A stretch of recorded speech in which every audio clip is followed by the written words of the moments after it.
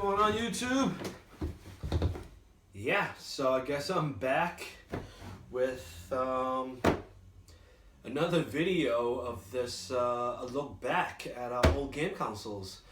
This is part of my little series I'm doing right now because I absolutely have no content to shoot, so I need my practice in front of the camera, I guess, as well as doing something or showing something, right?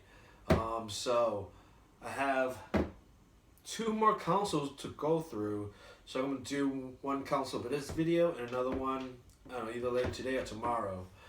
So yeah, let's get right to it. So out of these two systems, I'm gonna save the better one, I guess, for last out of these two. But what we have here is the SEGA Dreamcast.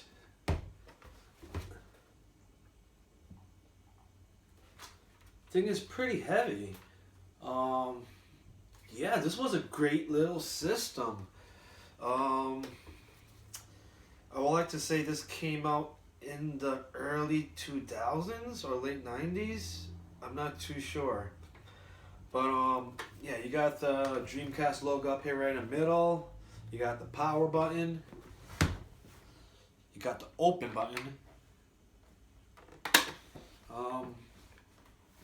Yeah, I felt like this system was definitely underrated at its time.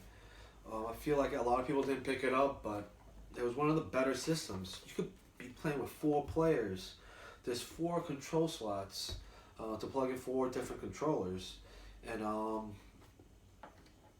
right on the front it says compatible with Microsoft Windows CE. I don't even remember that operating system CE. But it has a phone line out in the back, which I believe you could probably do a dial-up modem. Dial-up. Remember those when it had that ringtone? So I guess that's what that was.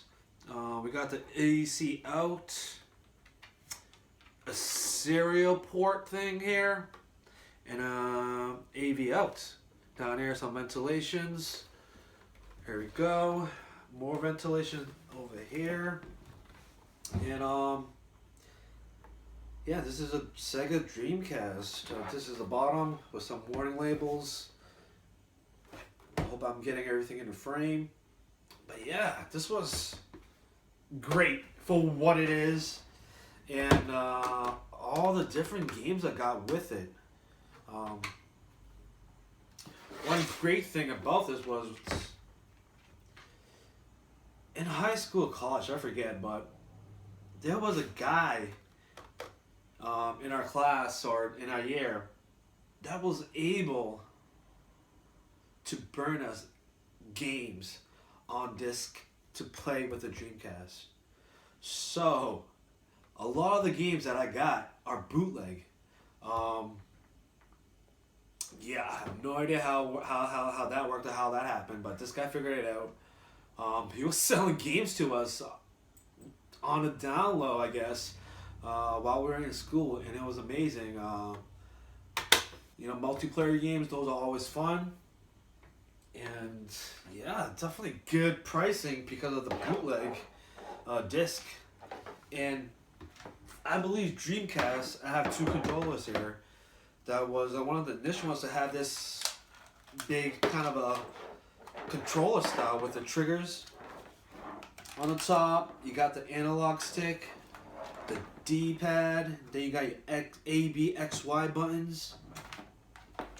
But in the start button, no select button. But the most interesting about this was it had this little Dreamcast cartridge thing for your controller where you could take along your save points or whatever it is, I forget, or these little mini games you could play on this. That was amazing, right? For its time, it was like a little Game Boy in a palm of your hand. That's how small it is. Here's a slot to slot it in, and yeah, I don't know, I forget what it actually did, but there's 2 slots, so you can have 2 of these bad boys plugged in, right? And when you plug it in, you can see the screen on your controller. Maybe one of you guys out there could comment to tell me exactly what this little device does. But yeah, it has a little D-pad. You got a sleep button, a mode button, and your A and B buttons. Yeah, I remember carrying this around. I forgot what I was playing, like some Tamagotchi or something like that. Yeah, it was these little mini games. I totally forget what they were, but definitely pretty awesome idea, awesome concept. Put into A, B, C, or D. Right, then plug this bad boy in. Boom, get going. Right. Same thing with this. You got 2 slots. You got another one of these handhelds, memory saving cards. It was definitely a blast. Definitely worth it. For multiplayer games, it was one of the better consoles that, yeah, definitely I felt like it was underrated. So again, you can have 4 players going on at once, right? So imagine you with your buddies and your friends just playing whatever game it is. There was definitely one game that everybody loved. I forget the name of it. I don't think I have that game, but yeah, this one game was multiplayer, but you can have 4 players going on at once. I can't believe I can't remember the game right now, but yeah, maybe it'll come back to me. But and as I was saying like before, all my games are bootleg, and it's crazy. And so I have this little CD holder with all my games. I don't know how many games I have. I probably have a lot of rubbish games and a lot of good games because they were cheap, and it's cheap. So I just bought games just to have them. It was pretty much just starting a collection of games and whatnot. And interesting, I have some PlayStation demo games in here. These games, or at least I still have PlayStation games in here. Interesting. I don't have a PlayStation anymore, I don't think. But yeah, but this is from these were demo games from the PlayStation magazine, the official U.S. PlayStation magazines. So, and these are dated in. This one is dated December 2000. Ooh, got playables of Madden, NFL 2001, Star Wars Demolition, Matt Hoffman Pro BMX, Disney's The Emperor's New Groove, MTV Sports Pure Ride. Yeah, so these playable demos had like a few games on them, and yeah, you can play a little demo version of some of the upcoming games that's coming out that month or the next month. And I got 2 of those, and these are regular games for the PlayStation. Look at this, SmackDown. Yeah, this is not related to Dreamcast, but I just have to show it off. First game from SmackDown when they first came out, still the WWF logo before they changed it to WWE. I got the second one, SmackDown 2. Know Your Role. Oh, The Rock. This is when The Rock was The Rock. Before he became a Hollywood superstar and all that. So that's awesome. Big Air was a fun game. Moto Racer World Tour. I forgot how that game was, but I think Big Air was a fun game to play. So yeah, these are the structure mail. I got the game disc behind it. So from my other videos, I have this little OCD issue. Honestly, I still probably have the cases downstairs in the basement. I've seen them. Yeah, I got this little OCD issue, so kind of keep my stuff kind of neat and clean as much as possible. Oh, Time Crisis. Project Titan. That was a fun game. It was one of those arcade games back in the days that you can play with that gun. I don't know what happened to mine. I feel like I thought I got rid of all my PlayStation stuff. Because I felt like I got rid of the PlayStation 1 to get PS2. Got rid of PS2 to get PS3. And I got rid of my PS3.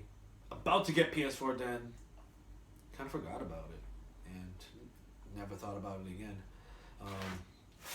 But yeah, then we got this Fighting Force. Includes Tomb Raider 3 demo. Yeah, I don't know how that game was. Dance Dance Revolution. DDR. That was a fun game. I like dancing. I used to break dance. I don't think I could do that anymore, but yeah, it was a dance game. My girlfriend at the time, we used to play it all the time. Good times.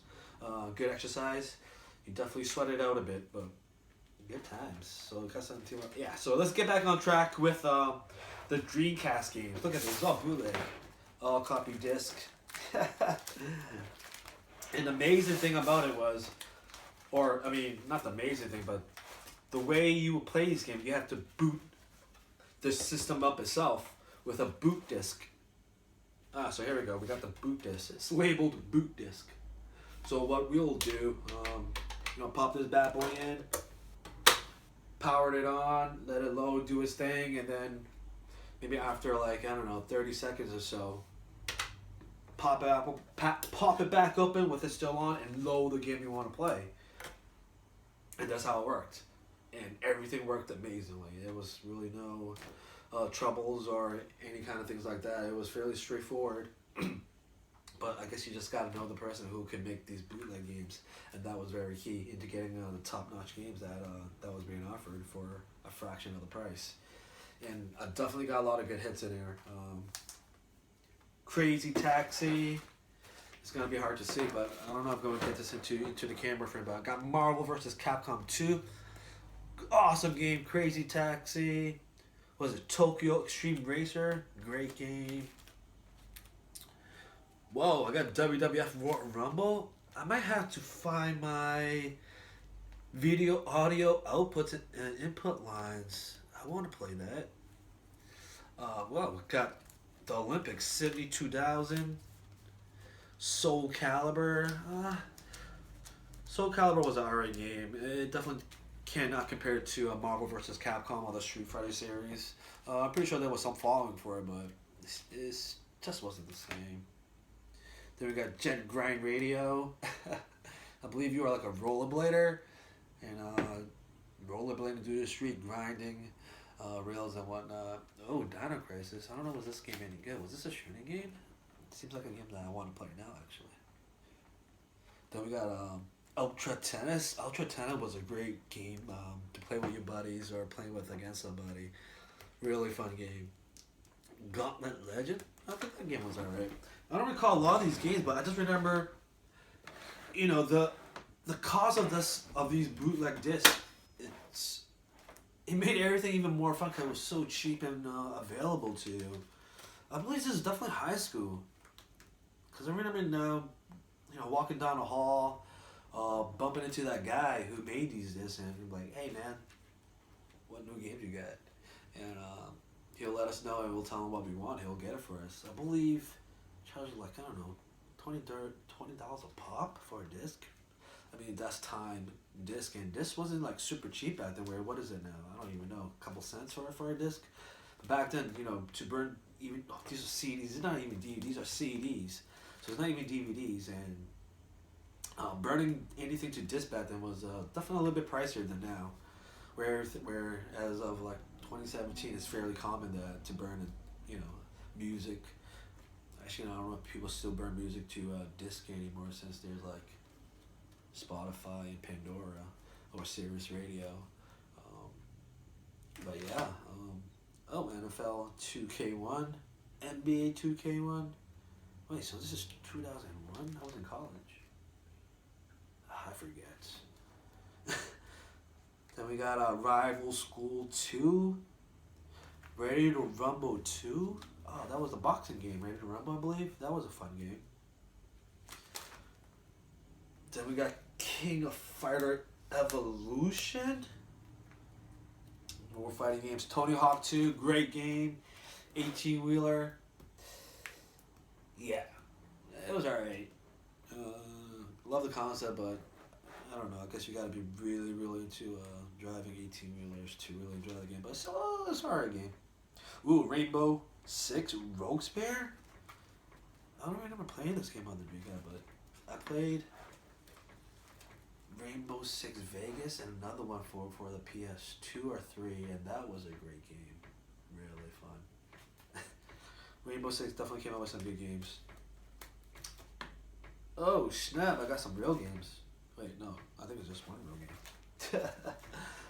But it looks like I got NHL's 2K. So 2000, Sega Sports.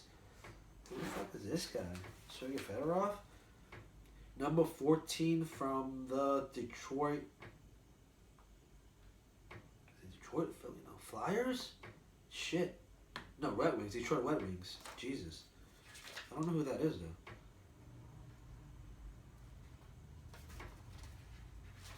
Still got the manual. This is probably only the legitimate game I bought for Dreamcast. Maybe that's why they went out of business. You got people like me and my classmate who was running a bootleg ring in school. I wasn't running. I was just making purchases. But yeah. Then we got these official Dreamcast, official SEGA Dreamcast magazine. Oh, demo games as well. Demo disc. Oh, so these were 2000. So yeah, I got the September 2000, January 2001, February 2001. It's a demo game, but it doesn't tell you what the game is. Should have an 800 number on there for rating information. So you can get online. So we got this disc for web browser 2.0. Old school.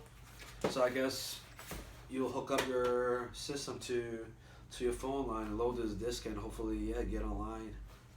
It says AT&T on there. Then we got this Dreamcast Sega Generator Volume 2. Not for resale. I'm not too sure what that disc is for. But yeah, so yeah, that was a decent amount of games for my Dreamcast. Like, let me see. 3, 6, 10, 14, 18, 19 games. All for a fraction of the price. I hope I don't get in trouble for this. Seriously. Yeah, it's all compounded. This is all hardware, but you know, I'm missing the power supply and the audio video cords. Hopefully I can find those. I wouldn't mind playing some of these games, honestly. Then I got, whoa, ODCM Super Cheater booklet? That wasn't a cheater. DC codes. Who's that? That's not Chun-Li, is it? I don't know. Let me see what we got here. Oh, these are cheat codes. For all different games.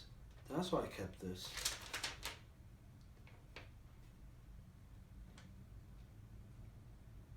Oh, so I guess it's almost like a little cheat cards where it tells you some codes you can punch in and I don't know, get some different things. Like there's a game called Expendable. I don't think it relates to the movies. I could be wrong about that, but you get additional credits if you introduce certain combination on your controller, additional lives, first person perspective. Interesting. God mode. I wish I had that in real life, a God mode. You get extra grenades, instant victory, select levels, shields, skip level. Yeah, so that's pretty awesome. Where did I get this? Because I stapled this myself too. And for Crazy Taxi, they got this cheese where another day mode, expert mode, unlock cars and bike, first person view. So I guess first person was one of those things that wasn't really mainstream at this time. But you got some Game Shark codes. Yeah, so yeah, it's just a bunch of listings of it's fairly small fonts, so it's hard to see. But yeah, list of games, probably all the games they had at that time, and yeah, any cheat codes that are out there, yeah, is in here. This cheater booklet, awesome.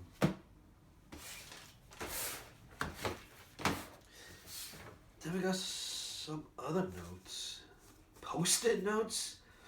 Weapon storage number, registration number, Paul Baker Page? I don't know what these numbers are.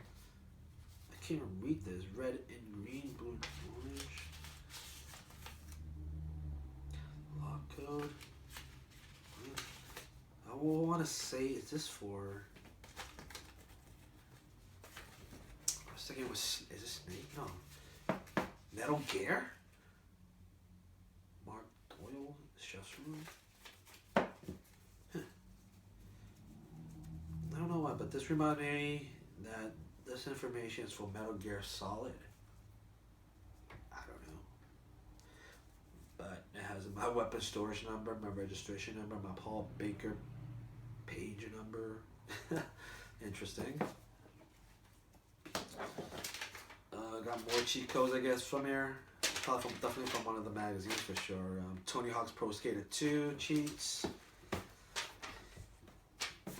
Tony Hawk Pro Skater 2 cheats. Then we got the Rainbow Six cheat. That's awesome. You can get a big head. There's a mega head mode, big head mode, stumping mode, /scroller mode. So this was for Rainbow Six, so I definitely saved the codes. Definitely try to utilize them. NHL 2K, big head mode. Oh, that's awesome. Jet Grind Radio, cheat codes. Ready to Rumble 2 cheat codes.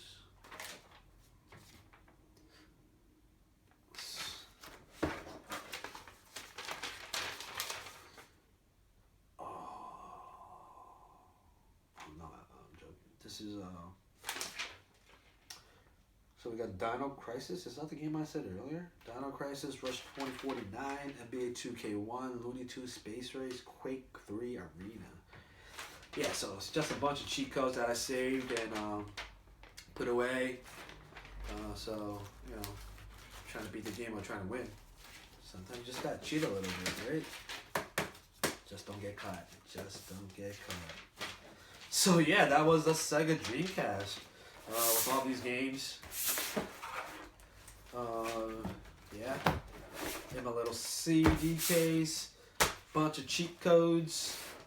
Yeah, that's the SEGA Dreamcast. I definitely want to look for the power supply, and of course, I'll plug into a TV. Hopefully, I can find those, and actually play this. I want to see what this little cartridge thing does, because I forget.